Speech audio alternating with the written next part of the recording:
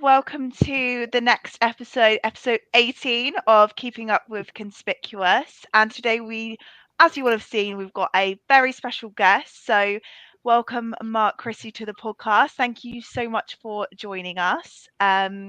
Also got Philippa Comley, Director of UK Team at Conspicuous. And you never guessed what, Lucy. So yeah, today obviously we're going to be covering lots of different things with Mark, and yeah, I guess Lucy, I'll let you take the reins and we will start. Fantastic. Well, I'm sure a lot of people do know yourself, Mark, that will be tuning in. However, for those that don't, it will be good just to know a little bit about you, what it is that you do as a job, and where you've come from in your journey to where you are now. Yeah, so as a job, it really depends who you ask. If you ask somebody who works with me, they say I do nothing. But if you ask other people, they'll probably say that I'm one of the founders of Proximo 3. So Nice. Proximo 3 are a Microsoft Dynamics and Power Platform consultancy firm. That's probably the best way to do it. We're very niche in what we do. Myself, Ian, and Andrew have been doing this for a long time, so we've got a lot of experience. You may also know me from other things. I went total Simpsons, Troy McClure there, from Scottish Summit. Yes. I am part of a team that run an event called Scottish Summit that some people might know as well. Philippa definitely does. Yeah, we sponsored this year, so yeah. Yeah, we had you on tour at Manchester. Yeah, it was good. Yeah, really good. Yeah. Amazing. So with that, Mark, obviously Scottish Summit is quite a big thing to put on. So it'll be interesting to know, how come you made this event conference? If you were to explain it to someone that's never been, where did it come from and what is it? So where it came from, and I'm very conscious that we're doing this during the daytime and not at night, so I'll not give my normal answer to this one. Okay. So we were told, myself and Ian were told, that there was not a community for anything Microsoft in Scotland. Oh, wow. We were told that if you ever wanted to run an event, you'd be as well just booking a room for 20 people. Oh, really? Oh, wow. So, one thing that you don't do, yes, one thing you don't do is challenge me or Ian and tell us we can't do something, because there will be a retort that I normally use and I will say we will do it. Yeah. So this was we wanted to run it. We wanted to build a community in Scotland, and to be fair, at that point there was not much of a community in Scotland at all. Yeah. There were user groups maybe once every 6 months. They weren't targeted at anyone or any Microsoft technology. They were just there. They sometimes happened, they sometimes didn't. Sometimes a company would run a meeting in their office for people to join. There was nothing established and regular. So we thought, right, okay, let's see what we can do. So we decided the 20 people in a room, and we thought, right, okay, if somebody says we can't get 20, let's get 60. Yeah, let's get 100. Love that. We love that. So yeah, let's go for 60. And then as we started planning, 60 maybe became 100. 100 became, let's see if we can get 150. 150 is nice. Somebody said we couldn't get 20. Let's go for 200. And we thought, right, 200 is a good number. We had the Glasgow Uni or the Strathclyde Uni. We had it kind of 8 rooms in that building. So we're running 8 sessions at a time. Wow. I absolutely had no idea what we were doing. We winged the whole thing. The first year, we actually managed to get close to 400 people there. Oh, that's amazing. We only had lunch and fire safety for 300. Because we expected, normally with like a community event, you've got a drop off at about 50%. So we were like, oh yeah, let's everyone grab a ticket. There you go. There's a ticket for you. It's like on Oprah. Everyone gets a ticket. But genuinely, we expected to get half the number of people. Oh. We had a drop-off rate of under 10%. What year was this, Mark? What year did you first 2019. 2019. Oh, okay. So and then I'm guessing it changed a lot the following year then. It did, yeah. So just with the 2019, we made a conscious effort to have a mix of speakers. Because one thing that we did see at the time was every conference you went to was a fat, middle-aged white man with a beard talking about tech. And do you know what? Do you know how boring that is?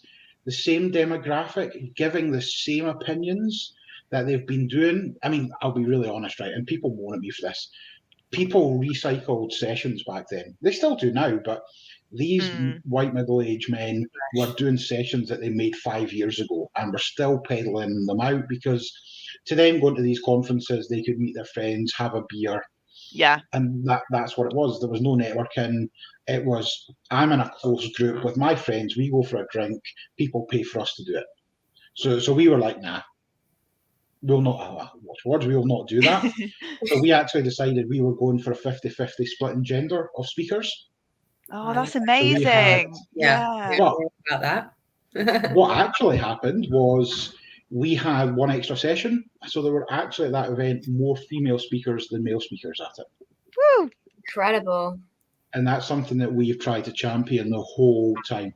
We work with female-led user groups, and yes, we focus a lot on trying to get females comfortable and feeling safe at events, but we're also now trying to include, or have been trying to include, as many different minority groups as we can, because again, they feel excluded. It's like, what's my purpose? What value do I bring to an event like this? Like, everyone's got an opinion, everyone's got a good story, and everyone's got a level that they can deliver to. So we try to engage with as many groups as we can to bring people in to talk at events. Yeah, and it represents the community that we work in. I mean, obviously we speak to so many people every day, and for us it's so good to correctly represent the community and to do it justice. So I think that for us is one of the reasons why we wanted you on the podcast, because of the what you bring back to the community. So yeah, thanks on behalf of everyone, Mark. Yeah, definitely. Amazing. And so tell us about what happened with COVID then and the transition from 2019 to 2020. So we done 2020. 2020 was the week before COVID. Wow. Oh, wow. Okay. In fact, it wasn't it? Yeah, 2020 and 21 was COVID years, pretty much. Yeah. So so there was an event that ran 2 weeks before us where there were lots of people getting ill after it. Oh. And we were like, oh, what's happening here? So we didn't know what was going on. A week before it, we knew that the world might be going into lockdown, or there were things happening. There weren't people going to be there. So we were like, right, okay, what do we do at this point? So we genuinely, about a week after Scottish Summit 2020, it was lockdown. So we got there, like, ours was the last event before lockdown. Oh my gosh, okay. So that was quite good. We had a lot of things in place just in case things were to happen, and we were promoting washing hands. I mean, how do I say it without sounding bad? We are promoting good hygiene. Yes. Let's just leave it at that, making sure. But we could only do that at the events. Obviously, after the events, whenever we went to parties and stuff like that, we can't control that. But we kind of tried to be as safe as we could, because we knew something was going on. We just didn't know what it was. Yeah. Oh gosh, it sounds like you were well prepared though, which is the main thing. I don't know if it was well prepared or scared. One of the two. Yeah, it's hard. Yeah. Yeah. And Lucy, you were really keen to, I know you were keen to sort of ask more about the charity status on things, so I'll let you ask about that. Because I guess obviously things have definitely progressed over the years, and new ideas and new things are coming into this Scottish Summit, which is incredible. But you have now got charity status, which it would be really interesting to know how that came about, what it actually entails and what it means to the people that are attending, and it'd be good to know a bit more about that. Yeah, so there's a couple of reasons for it. Every year that we've run the Scottish Summit, we've always ran in association with a charity. So Scottish Summit's a free event. We don't charge for any tickets, but what we do ask for is donations.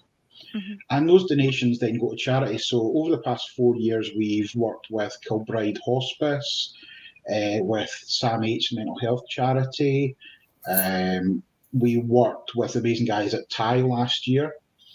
We will be working with them again this year because they were just fantastic. And the food bank as well in Glasgow. Oh, lovely. Over the 4 or 5 events that we've done, we've raised about £30,000 just through all of these different initiatives. I've got some certificates hanging around with, like, those like big stupid checks that they print. Yeah. Them taken about. So, yeah, I mean, we've done a lot. And one of the things that, because people donate to us and then we donate to charity, we weren't able to get the extra 25 pence relief. So now with us being a charity, any donations that come to us, people can then say, this is a charity donation, include my 25 pence in the pound. So we're then able to donate more to the charity. So we're still donating. Anything that we bring in is still going to go to a charity. None of it will actually come to the event, but it just allows us to be able to give that much more back. It also allows us to work with the sponsors. So sponsors can now, rather than buy a sponsorship package, they can donate an amount which would then see them recognised as a sponsor, which means it can be claimed back as part of their corporation tax as well. So it allows us to get more sponsorship, but it also allows sponsors to give back, and not just give back to the event, but in turn give back to the charities that we're helping. And it also allows us to apply for funding to run other initiatives. Yeah. So one of the big things that we want to do is we want to go into the universities and the schools and teach people about Microsoft Tech and explain that there's actually a career in this. It's not Microsoft, the Microsoft ecosystem is not just a big, look at the cool stuff that they do, but I could never work for them or work in that area or alongside them or with partners. It's like, you've got the skills. Let's see how we can bring those skills into the ecosystem. And definitely. I guess this could kind of link on to one of our questions that we had in mind, but with the talent shortage that is quite apparent in the market at the moment, obviously that could be one thing that people start to introduce going in to do talks to schools, so future generations are a bit more aware and it kind of bridges that gap.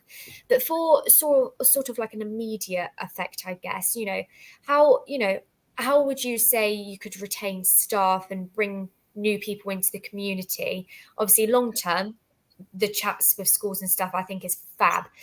But short term, what are you planning with that? Yeah. So we were both in a session a couple of days ago with something slightly like this with the Generation Z session. So to kind of go back a little bit, at the moment, there's a lot of senior consultants, principal consultants, there's a lot of people in management, and you've got maybe consultants who are happy just being consultants who don't want to move on. There is a huge gap at the moment for junior consultants. Completely people agree. coming into the industry, and I think at the moment there's a perception that working in this area is not achievable for somebody right out of university. Definitely. Yeah. There's something that there's just a blocker that people think this is like, I can't work for let's just take Microsoft out. I can't work for a Google, I can't work for an Apple, I can't work for a Microsoft. That's never attainable. And it's educating people that it is. I mean, I speak about this quite often. My daughter was told by a careers advisor that IT was actually for men. So she was basically, it's stupid. And this is like 2 years ago. I mean, we're talking recently. Is this and what she was told was she filled in the forms. Here's all the information. Here's what your job is. You would be very good in tech. And the careers advisor said, yes, but that's not a job for a woman. Right. And it's my goodness. Gasps when Mark dropped in one of the talks, all the women in there were like, and that was also it was a female careers advisor that also said that. And you think, if people are being taught that, and that was maybe about the age of 16, 17, if people are being taught that at that age, that is going to make your decisions, well, okay, that's not attainable for me. And you said this was only 18 months ago or something? Yeah, this was 18 months ago. Yeah, she's been at uni for 18 months now. So that's how recent it was. It's not as if it was like 5 or 6 years ago. That's recent. There's still that perception that IT is for men. So it's reprogramming people to think it's for everyone. So by engaging either with schools or by engaging with the universities, careers days, and it's not just that, because I mean, even at Proximo, we've brought in Rachel, who's absolutely amazing. Rachel didn't go to university. She didn't go and do a degree, but she's been brought into this area and she's fantastic. It's getting the right people with the right mindsets and bringing them into it. 100%, definitely agree. And I mean, that kind of leads into, so we've spoken about the talent shortage. We introduced the sort of conference element and things. So Mark, I mean, what would you say as one of the founders of Scottish Summit? What are the importance of conferences? What are the pros? What have you come across, etc.? So I'd maybe kind of split this up into two different areas. So you've got a paid conference and you've got an unpaid conference, which is like a community one.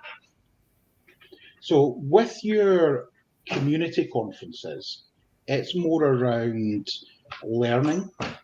So you're going there to learn, you're going there to find out what's new, to find out what's happening. With the paid conferences, I feel they're more about networking.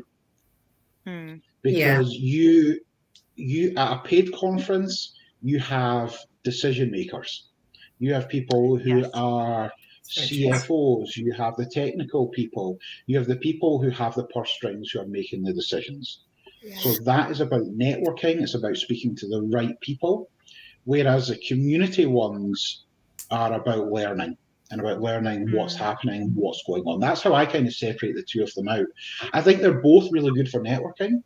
And I would say going to the community events, you will meet people and you'll meet people more on a friendly level. Like you'll become friends with them and you'll be able to go to all the events with them, go to the pubs, do things with them on a friends level, as well as get slightly into what they're doing from a work perspective. Whereas I think with the paid conferences, it's all, let's talk about what we can do, how we can work together. Yeah. Okay, so that's good. So I guess for people listening, they'll know maybe what's going to be the right sort of conference for them and which ones to sort of get the most from and learn from. I know you two went to the user group one on Tuesday this week. So Tuesday. So obviously there you attended sessions and you can learn about Power Platform and whatever it was. So I mean, future then, Mark, what's the future of Scottish Summit looking like? Talk to us about Summit 2024. So I'll just go back to the last comment. So I went to one session at the event. The rest of the time, I was speaking to people. Oh, really? So yeah, when I'm at these events, I get to walk about 5 meters and then somebody wants a chat with me. I saw that in Vegas, Mark, because you were just sat there and people were just coming to see you. It's great. That was a bit weird. We were just having a conversation, sitting at a table, and it was like, okay, we're coming. There was at one point a queue, and I'm like, okay, this is strange. I joined the queue. But that's what it is. I do go to sessions, so I think I did maybe go to 2 sessions out of the 5 or 6 that were on, but a lot of time was speaking to people and trying to maybe help them with where they want to do or give them advice on how they can get into speaking or how they can look for a new role. So I spent time with that. Future of Scottish Summit. So people know obviously Scottish Summit, people know South Coast Summit. A lot of people for a lot of time think it's the same event, it's the same people. They are 2 totally separate events. But myself, Ian, Aaron, Nathan, Matt, Zoe, we've all been chatting. We're now alternating the years. So Scottish Summit will run 1 year, South Coast will run the next year, and we'll just alternate. A couple of reasons for that is at the moment there are so many events. Like you could literally just, it's one of these ones, get a dart, throw it at the dartboard, and there's an event that you're going to land on. So what we didn't want to do is we didn't want to oversaturate the market anymore. Yeah, that's and it wise. also gives us that little bit of a break as well, because I've been doing the planning for Scottish Summit 24 for about 6 months before 23. So Oh wow. Matt and Zoe done the majority of the 23 planning. At that point, I was already planning 24. So it does take, and people don't understand, like, people turn up on the day, it's just this event and it's all cool and everything works and everything's smooth. Yeah, it's a year to a year and a half of planning. So although we're running it in alternate years, we're probably still doing stuff in the background. So we're also looking at, can we bring the two events together? Do we just bring them under one banner? Do we both benefit from the Scottish Summit charity status? Do we do a rebrand? I don't think we will do a rebrand, but how do we bring everything together? Like, people, me and Aaron text every day. People probably don't think we compete against each other. We're texting every day saying, this is stupid, that is stupid, why are we doing this, why are we doing that? So we want to bring it all together so that we can take the best of both events and kind of run them even better. Amazing. There's also the sponsor aspect as well. We don't want to be going back to the same sponsors every year and asking, it's like a begging bowl for a charity. Can we have some more? So that's another part to give some of the sponsors a break, because we, to give an idea, to run Scottish Summit costs about £250,000. Oof. That's what the budget is and the costs are for 24.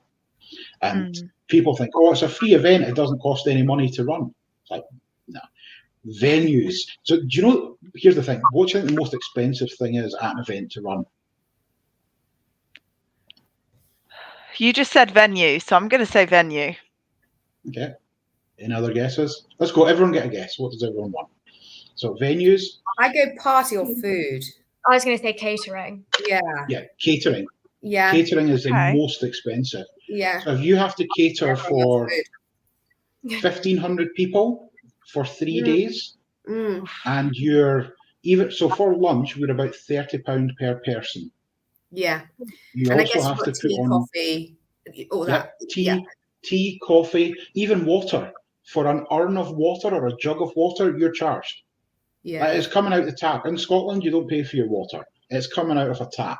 We genuinely get charged, I think it's £5 for 2 litres of water. Like, I could genuinely go out and buy water and bring it in, but we're not allowed to bring it into the facilities. Do you want us to bring some buckets in 2024, Mark? We've managed to get Iron Brew to sponsor us. Have you? And we've got an agreement. Yeah, Iron Brew, because we're a charity, Iron Brew have then donated to us. Yeah. So we have an agreement with the venue that we're allowed to bring AG Bar or Iron Brew products into the venue. Amazing. So there's different things that we're doing, but yeah, these events aren't cheap to run. They take a lot of time of planning. But because everyone thinks they're a free event, they think, everyone just turns up and it runs.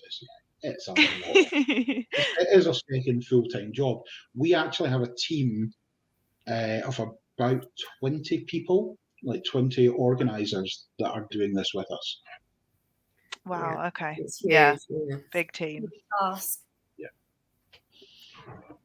For sure. Right. Well, I guess we should talk about the market as well, but is there any trends in the market, or is there anything that you think that the future will take this area into? Yeah, so one of the things that I've been a big fan of this for years. I've done it when I was at DXC and EBEX, I was at Incremental, and one of the things I like to champion is getting either graduates or people who have not gone to university into these entry-level positions. They are so skilled. Their minds are like sponges. They've just come out of 10 years in a learning environment. Yep. They can pick up anything. And I'll be really honest, you could teach anyone to do the tech side of things. It's easy. Like, if I spent enough time with somebody, I could teach them how to do the tech side of things. What's difficult is teaching somebody the consultancy side of things and the soft skills. Because everyone's different. And not even everyone who's trying to be a consultant is different. Everyone you're speaking to is different. Like I could go into a room and do requirements gathering, and I've got somebody in that room that learns by reading what's on the screen. I've got somebody in that room who learns by physically typing and doing something. I've got somebody that listens. I've got somebody that draws pictures to learn. Everyone learns in their own different way, and it's been able to 100%. teach people how to portray what you're trying to tell them so that it hits everyone and everyone gets it. So the soft skills is the biggest learning curve. And I think younger people are more susceptible to picking up those traits quickly. Yeah. I've had a lot of people who have been in junior positions who have been able to control rooms better than senior people because their body language, because they're listening to what people are saying. And I don't want to pigeonhole people, but the older generation are, I know it, so what I know is right. So what I'm telling you is what you're getting, but it's maybe not what they're asking for. Whereas I feel the younger generation are listening to what people are asking for and giving solutions based on what people are asking for. Do you know what, Mark? I can give you an example without offending anyone here. Me and Lucy came into Conspicuous. I joined about 2.5 years ago. Lucy's been here, what, about a year or just over a year now, Luce? Year and a half. And we came in, the whole video and using videos to approach candidates and clients and a podcast, 2 different examples. We came in, and Philippa, you'll agree, I think the older people in the team, a little bit less adaptable to change and to we came in younger. I'm straight out of university, straight on it, and I'll adapt and I'll learn and I pick up things super quick. I think that's an example. Confidence plays I was just thinking it. Yeah. Like the younger generation, theoretically speaking, have a little bit more confidence and will be like, yeah, I'll try that. But as you get older and you're confident in what you have been doing in your processes, to then have the adaptability and change, it's having the confidence to do so. So I feel that plays a big part too, I reckon. Definitely. Yeah, it's 100%. Giving people the platform to be able to do it.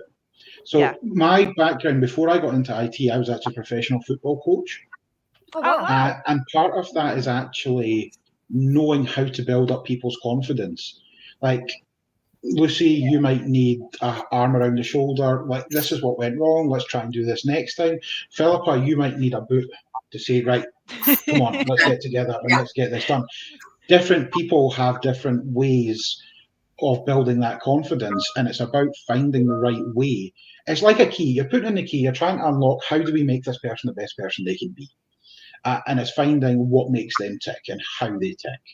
And that's a lot of it. So if you find the right people and you can unlock that, the people can be amazing. Oh, Mark, have you ever thought of becoming a motivational speaker? I think you'd be really good. I struggle to motivate myself most days. So. But no, it is about just getting the right people into the right roles and getting them ready for it. That's a big thing. But yeah, there is that huge gap. There is the junior consultants, and from a business side of things, I make more money on a junior consultant. They're not necessarily paid a lower wage because the wage in this industry is a good wage. I can't charge as much for them, but I feel that I've got more trust in somebody who's more junior, because if they don't know something, they will come and ask. They will say, look, I don't know what I'm doing here.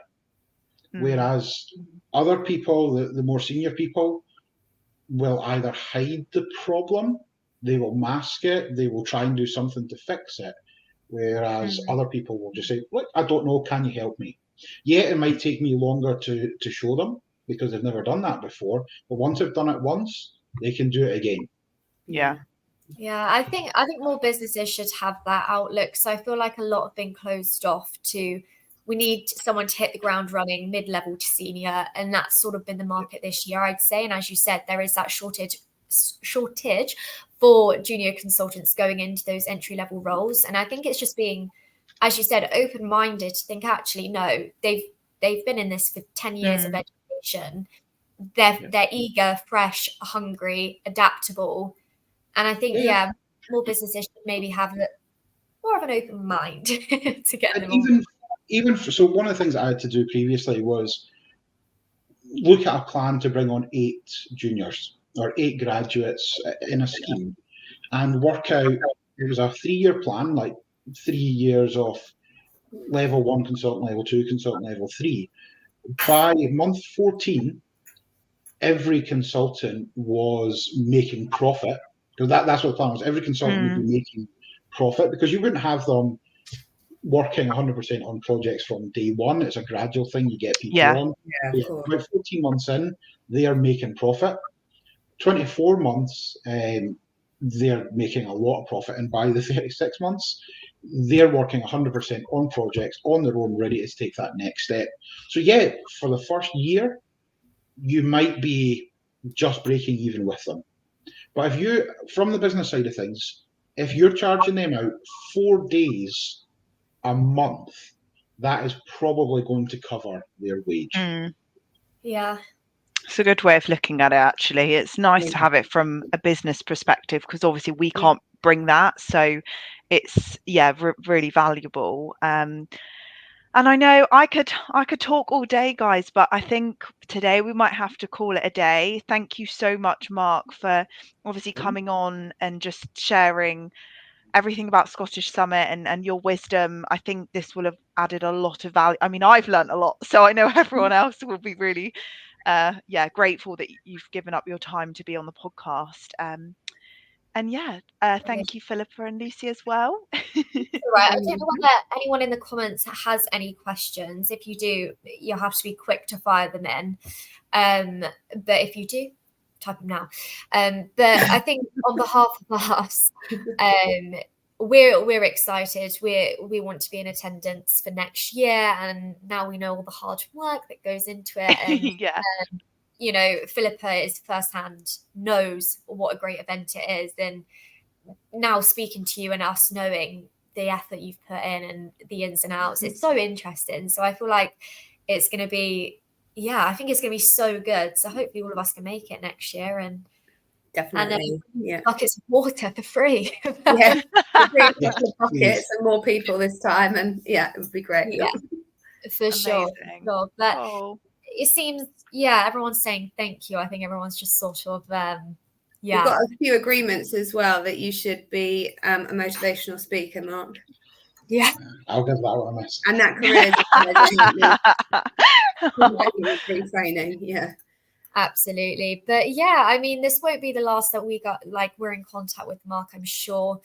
And I hope you guys, well, it seems you guys all enjoyed it as much as we did. So I mean, amazing. Mark, thanks so much for joining. Thank you so much, Mark. We really appreciate it. We'll be back next Thursday. We'll be back next week, everybody, for episode 19. So tune in then, and thank you everyone again. Amazing. Bye. Bye. Bye. Bye. Bye.